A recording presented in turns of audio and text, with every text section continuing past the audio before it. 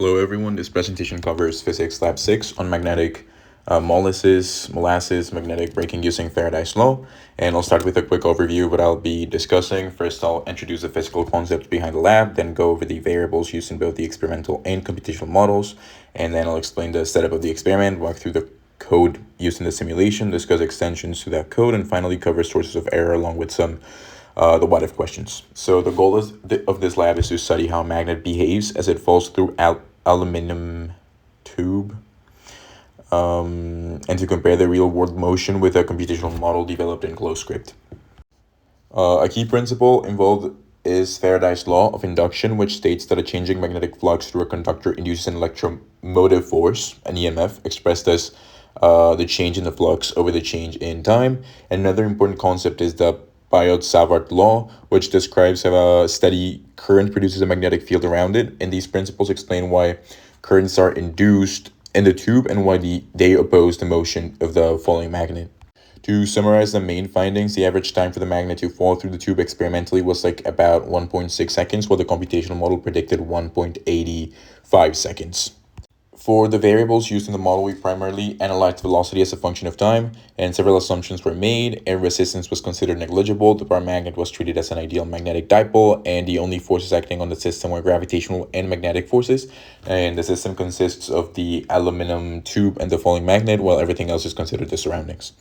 And now for the experimental setup, the initial conditions were as follows. The magnet had a mass of 0.015 kilograms. The aluminum tube had a length of 0.3 meters. The foil thickness was 0.01 meters, and the inner radius of the tube was 0.013 meters, and the magnetic dipole was approximately 1 A times m squared. And the recorded fall time was approximately 1.6 seconds on average. For the computational portion, the code begins by defining the geometry of the tube, its length, thickness, and radius based directly on the experimental parameters. And then the properties of the magnet are set, including its mass and dipole moment, and the magnet is represented visually as a cylinder in the simulation. And next, the magnetic field was modeled using the dipole approximation derived from the Biot-Savart law, and a function was created to calculate the magnetic field vector, and from there, the rate of change of the magnetic flux was determined analytically, and this involved computing quantities like the magnet's velocity, its distance from a ring element, and the radius of that ring. And then the final expression for the flux dt is obtained by dividing the calculated numerator by the denominator. The extended portion of the code uses a loop that updates the magnet's position over time. Essentially, while the magnet remains inside the tube, the simulation repeatedly calculates forces and updates motion step by step. You can get a quick view of the results here. As you can see, the magnet falls, and this is the time it takes for it to fall.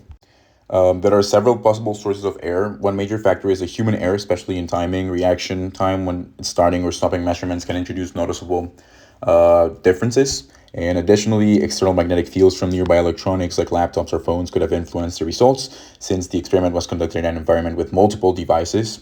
And another factor could be imperfections in the assumptions, such as ignoring air resistance or treating the magnet as an ideal dipole.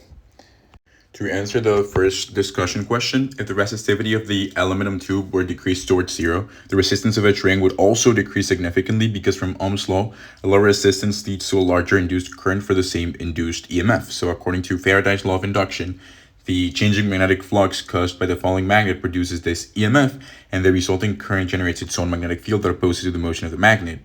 So with a much larger induced currents, the opposing magnetic force would become much stronger, and as a result, the magnet would experience greater magnetic braking and fall more slowly through the tube.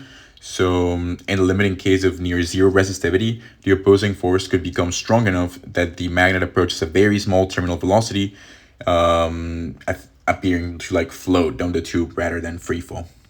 And for the second question, if holes or slots were cut into the tube, it would interrupt the continuous path required for circular currents to form.